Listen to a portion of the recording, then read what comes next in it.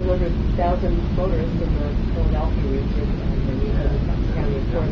You mentioned that the bill as it stands now does not have earmarks, but I'm sure you'd like to see, and I know we'd like to see improvements that would benefit motorists in the Philadelphia region. So can you address that a little bit, what motorists might be able to see in terms of those improvements that might come out of transportation bills in the future? What kind of projects might occur if we get a transportation bill through? Well, there are programs and projects, I suspect, on the transportation improvement program, the 10 or 12 year planning process of PennDOT.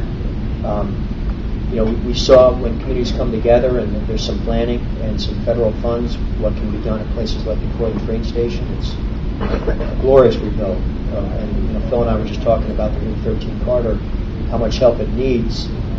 It was a great boulevard, 30 years ago. It has its challenges today. But when you begin with the improvements of the public infrastructure, those public assets, the private property owners, I believe, will continue to come along. And so what we accomplished at the Croydon station with SEPTA, and we have some significant ability here in Bucks County, given our position on the SEPTA board. I think we can redouble at the Levittown train station, which is really needed. And so, for your members who are driving the vehicles, the park and ride, we know from experience, we know from reports that people will get on mass transit if there's clean, safe, adequate parking. And that's what we now have in Croydon. We don't have it in Levittown. If we go to Levittown, people will be willing to park there, get out in the R or whatever is at the 7 and head south into the city or the Trent line. The I-95 Turnpike Interchange project. I know that PennDOT, it was Pennsylvania Turnpike Commissioner, PennDOT had a meeting on it yesterday. My staff was there. They filled me in on the results. People here are a lot smarter than I am on that project, but it's a project a long time in the works. It's a very expensive project. It needs federal funds. I'm sure that's been predicted that have been further along where we are right now, but to slow down the economy, slow down the funds that I was talking about, and my remarks are slowing down the whole project. But it's a project that's on the federal books. It's actually mandated by federal law. And so you get transportation, but those are the sorts of projects that will keep this sort of transportation system running, the economy going, and congestion to a minimum. All the benefit of the members, I believe.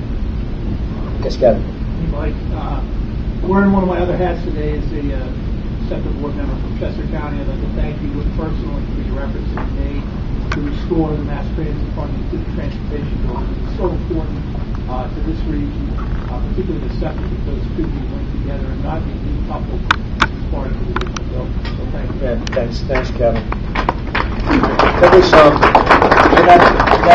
I think I might have been the first Republican in the House to sign on to Jerry Nadler of New York's amendment. We all understand the challenges of funding, more efficient vehicles, fewer gas tax, fewer miles traveled, given what's going on. But to take funding for mass transit out of the trust fund, you say you're going to be funded for 5 years and then you're on your own. I mean, you can pretty much see what's going to happen 5 years from now. There'll be no funding for mass transit. So in the short term, it would have been easy to just go ahead along with that solution. But the honest answer is, I believe in representing an area that benefits from mass transit, it'd be a disaster. And so, that's an example of where I had to tell my leadership, who was proposing the bill and pushing the bill and pressuring me to support it, that I couldn't support it. And so I signed on to an amendment, and it made a difference. But that's an example of, where logic, I hope, and local issues trump partisan politics, and it happens. I know it doesn't always hit the headlines, but Jerry Nadler's a smart guy, and I work with a number of both Democrats and ultimately Republicans who got on the amendment up and down the Northeast corridor. So he was proud to do that. I knew it was important to SEPTA, and I received a couple of phone calls from some of your fellow board members about that. Thank you. Real quick, what are fuel tax? I'm sure it's going to continue. One with gas prices go up, you can drive less. There's been debated on Congress about that.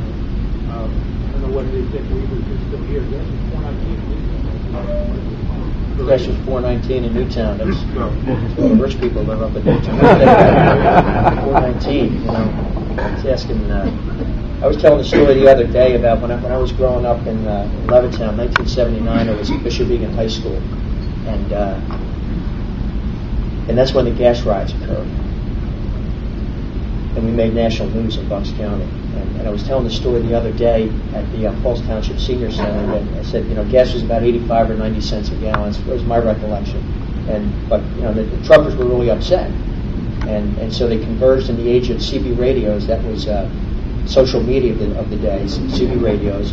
They all said we're going to come to 5 Points, we're going to protest, gas at whatever it was, 85 cents a gallon. By present day value, if you relate back to 1979, in present day numbers, that would be about $2.50 a gallon. So I said to the seniors who were in attendance, wonder how mad they would have been if it would have been $4.09, which is what it was on that particular day. And a woman in the back of the room raised her hand. She said, "That's not true." She said her husband owned the Makefield Mobile, and she had a little key fob in her pocket, and she gave it to me. And I thought, well, I'm going to keep this. I'm going to tell the story. And this just happened a couple of days ago, but I don't have it with me. The Makefield Mobile on the one side, and the other side it says, "Congratulations, you just paid $1 for a gallon of gas, July 1979." And I don't know how she had this, other than her husband used to own that mobile on Makefield Road. But think about it. It was $1, or I thought it was 85 cents. It was $1 in 1979. Today it's $4.09. But Bill's question is, what does that do to the gas? The gas tax numbers, as I understand, are going down because in part we drive much more efficient vehicles and we're driving fewer miles. And so that's the long-term challenge to the Highway Trust Fund. And if the answer is, let's just take mass transit out of the trust fund, you haven't solved the problem, because we still have the same transportation needs. And so there has not been a full and fair debate of that issue in the United States Congress, but there needs to be, at least in the Transportation Committee and then on the floor of the House. But this is a very difficult economy to having those kinds of discussions. I'll be honest about that. Let me just end by saying this.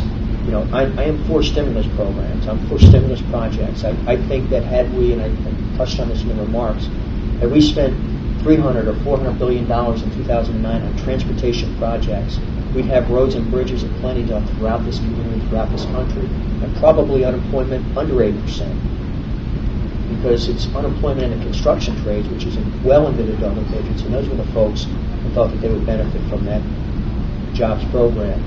And so, I'm going to go back down to the nation's capital, push for transportation reauthorization, but push for programmatic spending that actually, build something, that we can amortize over the next 50 years and drive over for the next 50 to 75 years, and puts people to work at the same time. Thanks for having me.